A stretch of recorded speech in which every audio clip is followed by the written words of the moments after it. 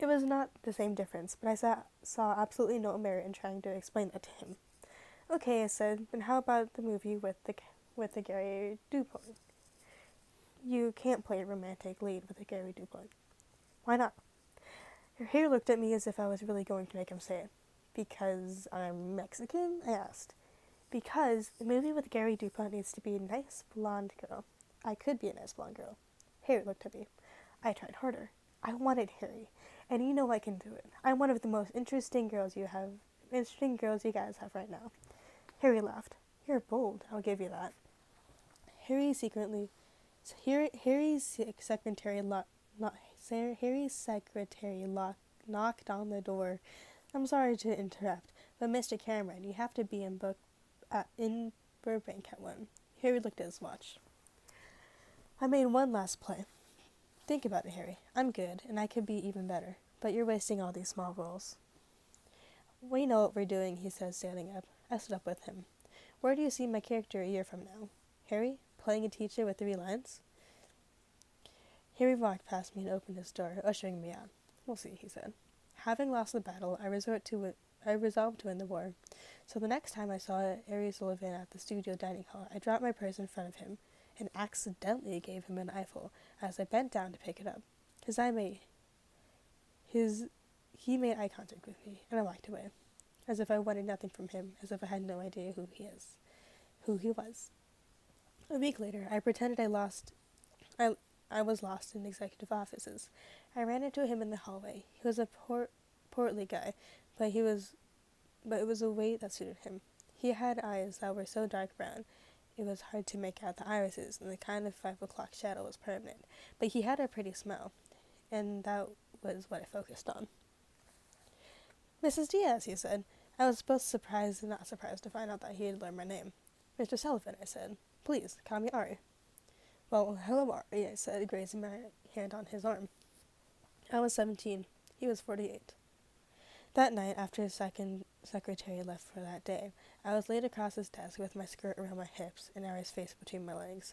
It turned out Ari had a fetish for orally pleasing underage girls.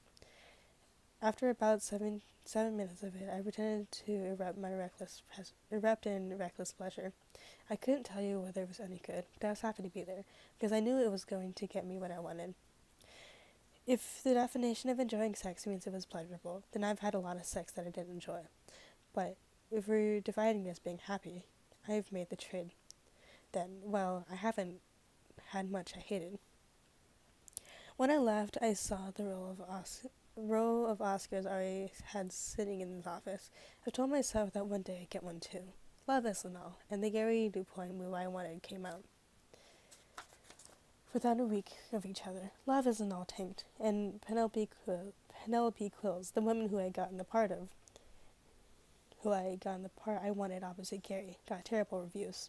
I cut out the review of Penelope and sent it to the office mail to Harry and Ari with the note saying I could have knocked it out of the park. The next morning, I had a note from Harry in my trailer. Okay, you win. Harry called me into his office and told me he had discussed it with Ari, and that they had 2 potential roles for me. I could play an Italian hydress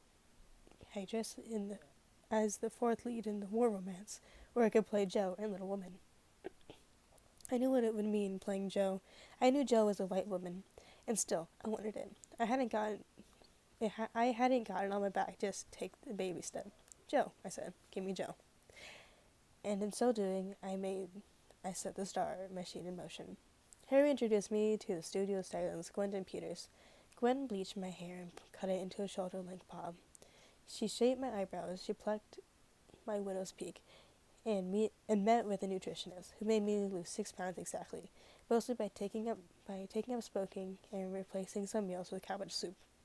I met with an electricist who got rid of the New York in my English, who banned Spanish entirely. And then, of course, there was the 3-page questionnaire I had to fill out about my life and told them. What did my father do for a living? What did I like to do in my spare time? Did I have any pets? When I turned in my honest answers, the researcher read it in one sitting and said, "Oh, no, this wouldn't do it at all. From now, your mother died in an accident, leaving your father to raise you. He worked as a builder in Manhattan, and on weekends during the summer, he'd take you to Coney Island. If anyone asks, you love tennis and swimming, and you have a Saint Bernard named Roger. I sat for at least 100 public photos. Me in my new blonde hair, my trimmed figure, my whiter teeth.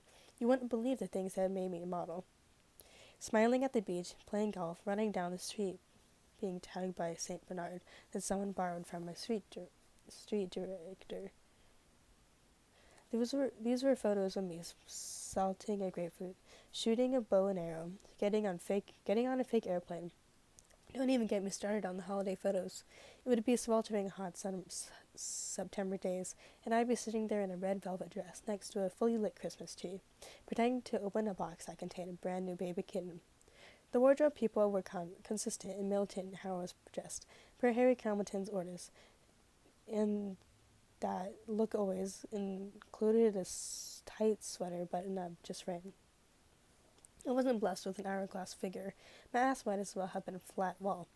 You could hang a picture on it. It was my chest that kept men's interest, and women admired my face.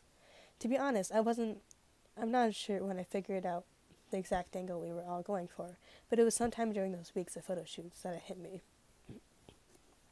I was being designed to be two opposing things, a complicated image that was hard to dissect but easy to grab onto.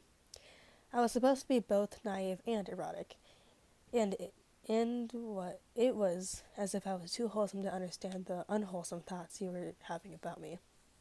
It was bullshit, of course, but it was an easy act to put on. Sometimes I think the difference between an actress and a star is that the star feels comfortable being the things that the world wants her to be, and I felt comfortable appealing, both innocent and suggestive. When the pictures got developed, Harry Hamilton pulled me into his office. I knew that he wanted to talk about me, what he wanted to talk about. I knew there was one remaining piece that I needed to put into place. What about Amelia Dawn? That has a nice ring to it, doesn't it? He said. The two of us were sitting in his office, him at his desk, me in the chair. I thought about it. How about something with the initials E.H.? I asked. I wanted to get something close to my name my father gave me. Evelyn I said. Evelyn Herenzi? He shook his head. No, too stuffy. I looked at him and sold him the line I'd come up with the night before, as if I'd just thought of it. What about Evelyn Hugo? Harry smiled. Sounds French, he said. I like it. He stood up and shook his hand, my blonde hair, which I was still getting used to, framing my sight. I turned the knob to his door, but Harry stopped me. There's one more thing, he said. Okay. I read your answers to the interview questions. He looked at me directly. Ari is very happy with the changes you've made. He thinks you have a lot of potential. The studio thinks that would be a good idea if you went on a few dates. If you were seen around town with some guys like Peter Gear and Brick Thomas, maybe even Don Elder. Don Elder was the hottest actor at Sunset. His parents, Mary and Roger Adler, were two of the biggest stars in the 1930s. He was Hollywood's royalty. Is that going to be a problem? Harry asked. He was going to mention Ernie directly, because he knew he didn't have to. Not a problem, I said. Not at all. Harry nodded. He handed me a business card. Call me Bernie Morris. He's a lawyer over the bungalows. Hand led Ruby Riley's an outlet from Mac Riggs. He'll help you straighten it out. I went home and told Ernie I was leaving him. He cried for 6 months straight, and then in the wee hours of the night, I lay beside him in our bed. He said, Bien, if that's what you want. The studio gave him a payout, and I left him a heartfelt letter telling him how much it hurt me to leave him. It wasn't true, but I felt I owed it to him to finish the marriage as I started, pretending to love him. I'm not proud of what I did to him. It didn't feel casual to me, the way it hurt him. It didn't then. It doesn't now. But I also know how badly I needed to leave Hell's Kitchen. I know how it feels like to not want your father to look at you too closely, lest lest he decides he hates you and hits you or decides to love you a little too much. And I know what it really feels to see your future ahead of you. The husband who's really just a new version of your father, surrendering to him in bed when it's the last thing you want to do, making only biscuits and canned corn for dinner because you don't have the money for meat. So how can I condemn the 14-year-old girl who did whatever she could to get herself out of town? And how could I judge the 18-year-old who got herself out of that marriage once it was safe to do so?